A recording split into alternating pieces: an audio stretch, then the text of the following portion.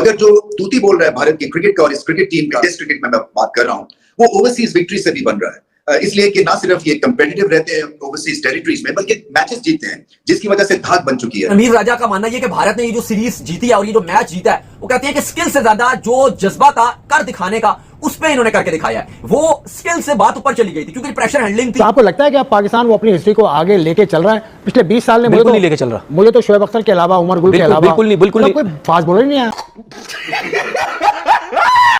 मेरे ख्याल से इन बच्चों को इस क्रिकेट से सीखना चाहिए। हमारे बोर्ड्स को ये दिखाना चाहिए कि ये टेस्ट क्रिकेट देखें। 25,000 30,000 की कैपेसिटी है स्टेडियम में, कोई सीट खाली नजर नहीं आई क्योंकि क्वालिटी क्रिकेट। पाकिस्तान में क्या होता है कि इनिशियल ग्रोथ के बाद एक तरह से प्लेटो हो जाता है और उसके बाद फिर ढलवान पे चली जाती है आपकी क्रिकेट की, आपकी परफॉर्मेंस। बहुत सारी हमारे यहाँ ये एग्जांपल्स हैं। उन्होंने करके दिखाया, तो आपको अब वही जज्बा दिखाना पड़ेगा अगर हम भी चाहते हैं कि दुनिया हमें भी माने। आपके पास टेस्ट मैच में बॉलिंग करने वाले बॉलर आ जाएंगे, उस दिन मैं ये बोलूंगा अब आपके पास फास्ट बॉलर की खेप आने लग जाइए। ये वनडे T20 से कुछ नहीं होता भाई। गौतम गंभीर को सलूट है कि उस टीम से इसने सीरीज बराबर करी है जिसके लिए बासित अली ने बोला था 3-1 से सीरीज हारेगा इंडिया। क्या बोला तूने? 3-1 से सीरीज हारेगा इंडिया। उन्होंने ये कहा कि ये टेस्ट सीरीज इंग्लैंड के नाम होती, इंडिया सिर्फ ओवल टेस्ट इसलिए जीता है और सीरीज बराबर हो गई और इंग्लैंड के हाथ से सीरीज निकल गई क्योंकि बेन स्टोक्स नहीं खेल रहे थे। उनका मानना यह है कि अगर बेन स्टोक्स होते तो आपको नतीजा डिफरेंट नजर आता और जो इंग्लैंड है वो 3-1 से सीरीज जीत जाता। अबे साले यार, इंडिया ने ये टेस्ट सीरीज ड्रॉ नहीं करी है, जीती है। पागल है वो लोग, किताबों में लिखा जाएगा ड्रॉ करिए। हर चीज में आगे है सिवाय फील्डिंग के। क्रेडिट देना पड़ेगा सबसे ज्यादा प्लेयर्स को, क्योंकि उन्होंने ऐसी मिसालें कायम की हैं जो कि सब कॉन्टिनेंट टीम की हिस्ट्री में बहुत कम है। पाकिस्तानी बॉलर्स की तो मैं यही तो बात कर रहा हूं। जब आप टेस्ट क्रिकेट नहीं खेलेंगे या फर्स्ट क्लास क्रिकेट नहीं खेलेंगे तो जितना मर्जी T20 व्हाइट बॉल क्रिकेट का अच्छा बॉलर लेके आ जाओ, वो टेस्ट क्रिकेट में बॉलिंग नहीं कर सकता, उसकी लेंथ ही खत्म हो जाएगी। हमारे बॉलर्स के लिए भी एक सीख है कि स्पेशली टेस्ट क्रिकेट में, क्योंकि आपके जो पेस बॉलिंग अटैक है वो लगातार डाउन हो रहा है। स्पेशली अगर आप सेना कंट्रीज में देखो, आपके फास्ट बॉलर अच्छी बॉलिंग नहीं कर रहे हैं। जब आपको मौका मिले आप प्रूव करें कि आपको अगली दफा बाहर करना या टीम से निकालना बहुत मुश्किल काम होगा। तो इसी तरह से अपना केस बार बार लड़ते हैं और अपना केस बार बार बनाते हैं, जिसकी वजह से इनके बहुत सारे फैंस हैं। तो पहले बोला था मैं तो आम की रेडी लगाता अगर मैं पाकिस्तान नहीं खेलता, लेकिन वालिद साहब की तरफ से खुली इजाजत थी और वालिद साहब को ये पता था पीछे कुछ भी नहीं है इसके, ना मैं कोई फैक्ट्रियों का मालिक हूं ना कुछ हूं। वालिद साहब ने बोला जाओ खेलो जाके, लेकिन अब वो टाइम नहीं है। अच्छी ऑपोजिशन के खिलाफ, अच्छी बॉलिंग के खिलाफ तो हम तो बांग्लादेश से हार गए। गजब बेइज्जती है। हम एक मैच हार गए वेस्ट इंडीज से, हमें अच्छी की जरूरत कहाँ है? तस्वीर मैंने देखी है कि वो पूरी इंडियन टीम खड़ी हुई है और यूं सिराज चलता हुआ आ रहा है।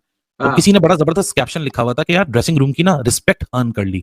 यार ये क्रिकेट का ना जो कल्चर है ना, बड़ा मिस नजर आता है अपने पास। सिराज ने जो जिस एग्रेशन से बॉल करी है ना, सिराज के लिए सिर्फ एक ही जुमला है, सिराज धोखा नहीं देगा आने वाले दिनों में। अगर सिराज कम कंपैरिजन, जिस तरह मैं आपसे पहले भी बात कर रहा था, शाहीन अफरीदी के साथ करें तो शाहीन अफरीदी की परफॉर्मेंस बुरी नहीं है। 31 टेस्ट मैचेस में 116 विकेट्स हैं। जितने भी कमेंट्री करने वाले लोग हैं, नासिर हुसैन से लेके दूसरे संजय मंजरेकर, कहाँ है, कहाँ छुपे हुए? मैं नहीं बताऊंगा। यार, इंडिया ने ये टेस्ट सीरीज ड्रॉ नहीं करी है, जीती है।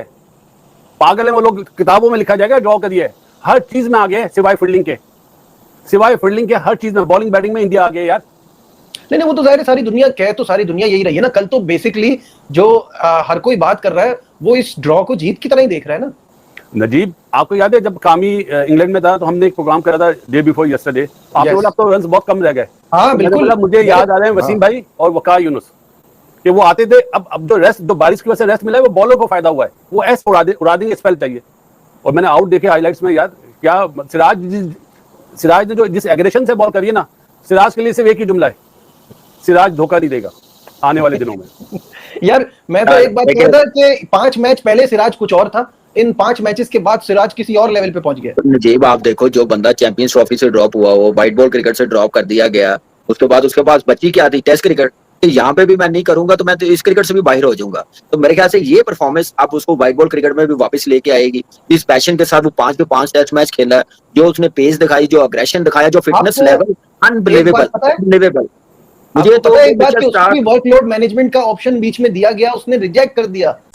तो देख रहे हैं दोस्तों आप लोग कि किस तरीके से पाकिस्तान मीडिया इस बात से हैरान है कि आखिर भारतीय टीम ऐसे कौन से प्रैक्टिस करती है, ऐसा क्या खाती है कि वो जहां भी जाती है जीत कर आती है। और भारतीय टीम के 11 के 11 प्लेयर जो होते हैं वो अपना परफेक्ट देते हैं, चाहे वो मोहम्मद सिराज हो, चाहे प्रसिद्ध कृष्णा हो, चाहे केएल राहुल हो, चाहे वाशिंगटन सुंदर हो, चाहे रविंद्र जडेजा हो, चाहे शुभमन गिल हो, और भी तमाम ऐसे बेहतरीन खिलाड़ी हैं जो अपना बेस्ट से बेस्ट देकर भारतीय टीम को एक ऐतिहासिक और शानदार जीत दिलाती है। तो ये सारी चीजें देखकर आज पाकिस्तान की मीडिया किस तरीके से हाय तौबा मचा के रखा है, तो वो आज हम लोगों को देखने में बहुत मजा आ रहा है। तो चलिए दोस्तों, आगे भी वीडियो इसी तरीके से जारी रखते हैं। कि वो पूरी इंडियन टीम खड़ी हुई है और यूं सिरा चलता हुआ आ रहा है। हाँ। और किसी ने बड़ा जबरदस्त कैप्शन लिखा हुआ था कि यार ड्रेसिंग रूम की ना रिस्पेक्ट अर्न कर ली। यार ये क्रिकेट का ना जो कल्चर है ना, बड़ा मिस नजर आता है अपने पास। बड़ा मैं जेलस फील कर रहा हूँ कि यार यही तो मोमेंट होते हैं जो एक प्लेयर की को लेगेसी प्लेयर में कन्वर्ट करते हैं। और ड्रेसिंग रूम की इज्जत जीत लेना, और वो तस्वीर नहीं है, वो एक बड़ी स्टोरी बयान कर रही है। जिस तरह तुमने बोला कि 25 दिन का रिजल्ट, 1150 बॉलें उसने की हैं, 187 ओवर्स, और अपनी सीरीज की सबसे आखिरी तेज बॉल करके वो विकेट निकाला। तो यानी डे 1 से लेकर डे 25 की मॉर्निंग तक भी वो बंदा गिव अप करने को तैयार नहीं था। यार बाकी कोई बड़ी मिसाल कायम की उसने। देखिए बिल्कुल भी कोई नहीं लेके चल रहा। पहले क्यों फास्ट बॉलर आते थे भाई, उनका लेवल कुछ और था, उनकी सोच ये थी। मैंने आपसे बोला ना कि आज भी हमारे दौर के उससे पहले लड़के को आप ये बोलेंगे ना कि 4 दिन की क्रिकेट खेलनी है, बोलेगा हमने 4 दिन की क्रिकेट खेलनी है, क्योंकि उस क्रिकेट में जो मजा आता है वो आजकल के लड़कों ने फील ही नहीं किया, कभी फील ही नहीं किया। उसमें जब आपकी मार लगती थी, अब 36 चीजें सोचते थे, यार मार लग रही, क्या करें, इधर फील्डर रखें, इधर रखें, यहां रखें, मिड विकेट पर रखें, शॉर्ट एक्स्ट्रा कवर रखें, 2 स्लिपें लें, 3 स्लिपें लें, 2 गलियां लें, क्या करें, बाउंसर पे कितने रखें, ये आप सोचते थे। जब आप अच्छी बॉलिंग कर रहे हैं, जब आप विकेट्स ले रहे हैं, आप बिल्कुल रिलैक्स होते थे, यार मिड ऑन भी हटा दे, इसको भी स्लिप पे लेके आ जा, फाइन लेग भी स्लिप पे लेके आ जा, कवर छोड़ दे पूरा।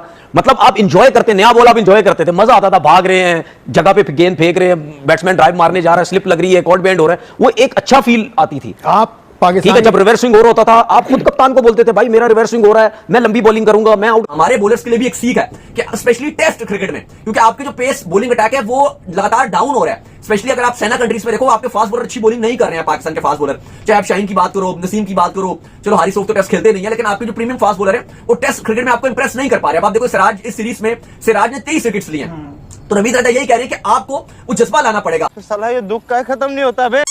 तो देखा दोस्तों आप लोगों ने कि किस तरीके से पाकिस्तानी और पाकिस्तान के मीडिया के लोग और पाकिस्तान के फॉर्मर एक्स क्रिकेटर जो हैं वो किस तरीके से हैरान और परेशान है कि भारत इतनी शानदार जीत आखिर जीत कैसे सकता है।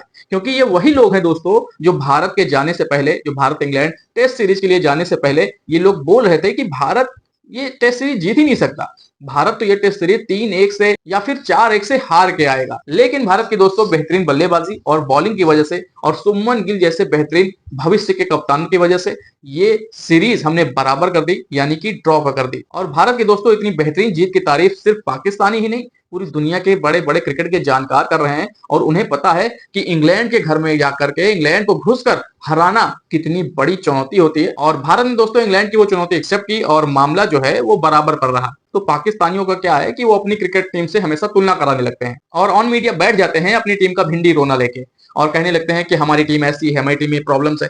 अपनी टीम की सारी कमियां खामियां जो है वो दुनिया के सामने दिखा देते हैं और बता देते हैं। तो इन्हें ये नहीं पता है कि अपनी टीम की खामियों को दूर करने की बजाय इस तरीके से ऑन मीडिया आप इस तरीके से चर्चाएं करेंगे तो वो बेहतर नहीं है। तो ऐसे ही है पाकिस्तान की दोस्तों मीडिया जो हर वक्त रोती रहती है और भारत की तरक्की पर तो कुछ ज्यादा ही लोगों को रोना आता है। वहीं दूसरी तरफ अगर बात करें शुभमन गिल की, तो शुभमन गिल ने कहा कि हम ये सीरीज अगर जीत नहीं सकते तो ड्रॉ तो करा ही लेंगे। और उनकी यही सोच, यही दृढ़ संकल्प जो है दोस्तों वो भारत के काम आया और भारत ने ये सीरीज 2-2 के बराबर पर खत्म की। तो दोस्तों इंग्लैंड के इस दौरे ने भारत को, भारतीय प्लेयर्स को बहुत कुछ सिखाया और यही सीख आने वाले फ्यूचर में आगे के मैचों में भारत टीम को बहुत काम आएगी। तो चलिए दोस्तों आज का वीडियो यहीं खत्म करते हैं और मिलते हैं ऐसे एक और नए वीडियो में। तब तक के लिए आप सभी अपना बहुत ख्याल रखें। नमस्कार।